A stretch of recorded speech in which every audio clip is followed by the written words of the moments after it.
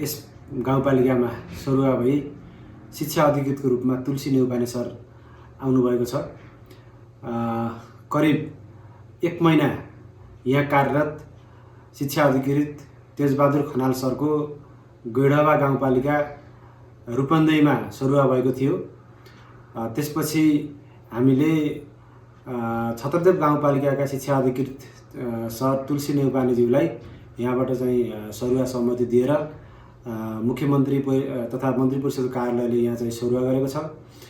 सरको यो पालिका आफ्नो यहाँ जन्मभूमि पनि भएको कारणले गर्दाखेरि त्यसले पनि एउटा विशेष अर्थ राखेको छ। मुख्यमन्त्री तथा मन्त्री परिषदको कार्यालयमा सरुवा सहमति मागेका थियौँ, जस अनुरूप छत्रदेव गाउँपालिकामा शिक्षा अधिकृत पदमा कार्यरत कर्मचारी श्री तुलसीराम नेउपाने सरको यस पाडेनी गाउँपालिकामा सरुवा भएको छ।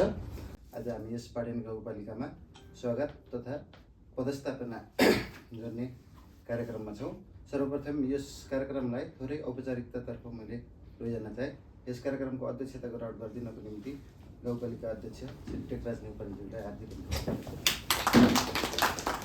त्यसै गरी कार्यक्रममा विशेष आसन ग्रहण गरिदिनको निम्ति गाउँपालिका उपाध्यक्ष नर्मदा पौडेल गौतमज्यूलाई हार्दिक अनुरोध गर्दछु। गाउँपालिकाका प्रमुख प्रशासकीय अधिकृत श्री सुवर्ण खनाल सरलाई पनि विशेष आसन ग्रहण गरिदिन हार्दिक अनुरोध गर्दछु। त्यसै गरी छत्रदेव गाउँपालिकाको कार्यालयबाट पाडेनी गाउँपालिकामा आउनुभएका शिक्षा अधिकृत श्री तुलसीराम नेउपाने सरलाई पनि विशेष आसन ग्रहण गरिदिनको निम्ति हार्दिक अनुरोध गर्दछु। त्यसै गरी यस पाडेनी गाउँपालिका वार्ड नम्बर 1 का वडा अध्यक्ष श्री कमल प्रसाद पोखरेलज्यूलाई पनि आसन ग्रहण गरिदिनको निम्ति हार्दिक अनुरोध गर्दछु।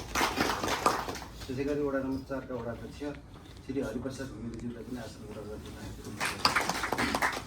त्यसै गरी यस पाडेनी गाउँपालिकाका विशेष पत्रकार स्वतन्त्र पत्रकार डिआरजी सुमनज्यूलाई पनि आसन ग्रहण गरिदिनको निम्ति म हार्दिक अनुरोध गर्दछु। त्यसै गरी सम्पूर्ण शाखा प्रमुख लगायत उपस्थित सम्पूर्ण कर्मचारीहरूलाई आफ्नो स्थानमा आसन ग्रहण गरिदिनको निम्ति हार्दिक अनुरोध गर्दछु। श्रीमान अध्यक्ष टेकराज नेउपानेज्यू, श्रीमान उपाध्यक्षज्यू, प्रमुख प्रशासकीय अधिकृतज्यू, आदरणीय द्वय वडा अध्यक्षज्यूहरू, यहाँ उपस्थित हुनुभएका सम्पूर्ण शाखा प्रमुख कर्मचारी साथीहरू तथा उपस्थित सम्पूर्ण कर्मचारी साथीहरू, पत्रकारज्यूहरू तथा अन्य उपस्थित महानुभावहरू, म यो घडीमा अत्यन्त हर्षित भएको छु। आफ्नै कर्मभूमि जन्मभूमि गाउँपालिकामा मेरो सरुवा भएको छ। यसभन्दा अगाडि म 2076 को नियुक्ति हो मेरो तेजबहादुर खनाल सरको र मेरो सँगै नियुक्ति हो। मालिका गाउँपालिका गुल्मीमा मैले करिब 2 वर्ष सेवा गर्ने अवसर पाएँ। त्यसपछि 2078 चैतको 21 गते छत्रदेव गाउँपालिकामा सरुवा भएको थिएँ। त्योदेखि यहाँ आउन्जेलसम्म करिब 3 वर्ष 10 महिना जति मैले छत्रदेव गाउँपालिकामा अनुभव सेवा गर्ने अवसर पाएको थिएँ र अहिले तेस्रो गाउँपालिकाको रूपमा यही माघ 22 गतेदेखि यस पाडेनी गाउँपालिकामा हाजिर भएको छु। र मैले छत्रदेव गाउँपालिकामा रहँदाखेरि मालिका गाउँपालिका खास गरी मेरो पहिलो गाउँपालिका सिक्ने अवसर धेरै पाएको थिएँ मैले। त्यसपछि आएर छत्रदेव गाउँपालिकामा आउँदा केही महत्त्वाकांक्षी योजनाहरू पनि हामीले सफल पारेका थियौँ। जस्तै चाहिँ दरबन्दी मिलनका क्रममा हामीले त्यहाँ 18वटा प्राविका दरबन्दी 2टा माविका दरबन्दी समेत चलाएर यताउति फिटेका थियौँ। त्यो दरबन्दी मिलन नहुँदासम्मको एउटा टिचरहरूसँगको एउटा समयपत्र थियो। त्यसपछि थोरै मनमुटाव सामान्य सिर्जना भएको थियो, त्यो पनि बिस्तारै चाहिँ हटेर गयो। त्यस्ता अवस्थाहरू पनि हामीले चाहिँ भोगेका थियौँ। त्यसै गरी हामीले छत्रदेव गाउँपालिकाको गाउँ शिक्षा योजना निर्माणदेखि लिएर त्यहाँको स्थानीय पाठ्यक्रम, स्थानीय पाठ्यपुस्तक लगायतका केही कामहरू त्यहाँको जनप्रतिनिधि, त्यहाँको कर्मचारी टोलीहरूसँग मिलेर चाहिँ सम्पन्न गरेका थियौँ। सोही अनुरूप मैले पनि यस पाडेनी गाउँपालिकामा खास गरी यहाँ दरबन्दी मिलनको पनि कुरा उठिरहेको थियो। भूगोल, यहाँको विद्यार्थी सङ्ख्या, शिक्षक सङ्ख्या सबै विवरण मलाई चाहिँ अपडेट भइसकेपछि त्यो चाहिँ समायोजन गरेर हुन्छ कि दरबन्दी मिलान गरेर उत्तम हुन्छ। यहाँको परिवेश बुझिसकेपछि त्यसमा पनि आफूले कदम चाल्ने प्रतिबद्धता चाहिँ व्यक्त गर्न चाहन्छु। सर्वप्रथम त यो गाउँपालिकामा आइसकेपछि यहाँको गाउँपालिकाको नीति तथा कार्यक्रम, गाउँपालिकाले लिएको लक्ष्य, त्यो सबैलाई मिट हुने गरी यहाँहरूलाई अघिल्लो हाम्रो तेजप्रसाद खनाल, वीरेन्द्र सरले जसरी सहयोग गर्नुभएको थियो सोही अनुरूप अहोरात्र खटेर कार्यालय समयमा र आवश्यक पर्दा अतिरिक्त समयमा पनि खटेर यहाँको सेवा प्रवाहलाई मैले आफ्नो जिम्मेवारीका साथ वहन गर्नेछु भन्ने चाहिँ अपेक्षा छ मेरो र प्रतिबद्धता पनि व्यक्त गर्न चाहन्छु।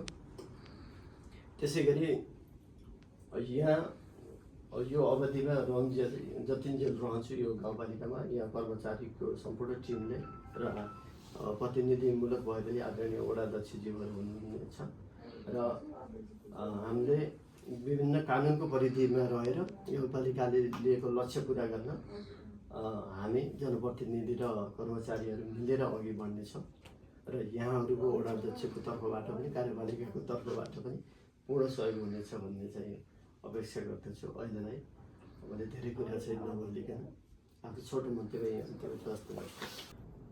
गाउँपालिका उपाध्यक्षज्यू, प्रशासकीय अधिकारीज्यू, वडा अध्यक्षज्यूहरू र शाखाका प्रमुखहरू र सम्पूर्ण कर्मचारी मित्रहरू र साथै हाम्रो पत्रकार डिआरजी सुमन, हामी शिक्षा क्षेत्रमा आइसकेपछि धेरै कामहरू गर्नुपर्छ भनेर हामी लाग्यौँ।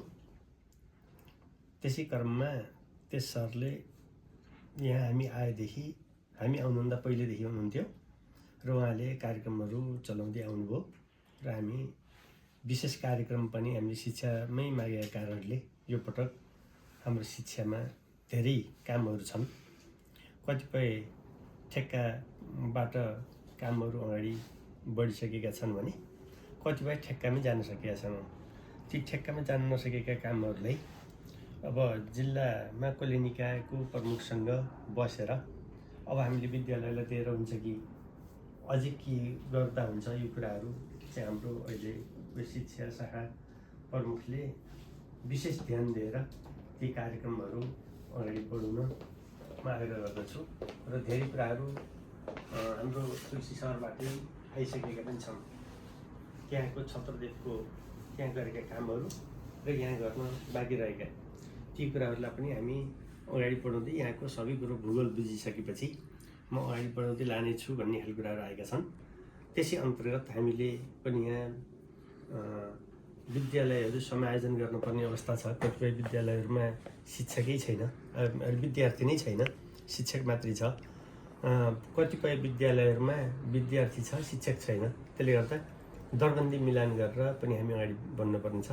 यिनी कुराहरूलाई पनि विशेष ख्याल गरेर अगाडि बढ्नलाई मैले निर्देशन गर्न चाहन्छु र यसै सिलसिलामा आज हाम्रो कर्मचारीहरू सबै यहाँ उपस्थित भएको बेलामा मैले के पनि भन्न चाहन्छु भने अब निकट फाउन 21 गते हाम्रो निर्वाचन हुँदैछ। त्यसभन्दा पहिला आचार संहिताले नदिने कामहरूभन्दा विकल्प यहाँहरू अलिक खटेर अब शाखाका कामहरू के बाँकी छन् ती कामहरू अगाडि बढिहाल्न मैले यहाँहरूलाई चाहिँ निर्देशन गर्छु। किनभने अब केही दिनपछि यहाँहरूलाई फेरि निर्वाचन आयोगले बोलाउने, छलफल गर्ने, अनि पछि मतदान केन्द्रहरू खटाउनलाई लगाउने गर्दै गर्दा हाम्रो अलिकति समय हामी यसै डिस्टर्ब हुन्छौँ। त्यसले गर्दा त्यो भन्दा पहिलाको समय यहाँहरूले अब अगाडि बढाउनु पर्ने कार्यक्रमभरि सम्पूर्ण एकदम यथा टाइममै यहाँहरूले अगाडि बढाउनु हुनेछ र सम्पन्न भएका योजनाहरूलाई पनि अब हामी जनप्रतिनिधि, कर्मचारी, प्रशासनको कर्मचारी, अनि पछि हाम्रो प्राविधिक टोलीकै उसमा पनि हामी अलि सम्पन्न भएका योजनाहरू हेरेर भुक्तानी राखेर हामीले सार्वजनिक कार्यक्रम पनि राख्नुपर्ने बेला छ। अहिलेसम्म हामीले सार्वजनिक कार्यक्रम राखेका छैनौँ, अब हामीले सार्वजनिक कार्यक्रम राख्नुपर्छ। तर यो चुनावको बेलामा अहिले हामी आउँदै गर्दाखेरि पनि सरको र मेरो प्रशासकीय सरको र मेरो कुराकानी भएको थियो।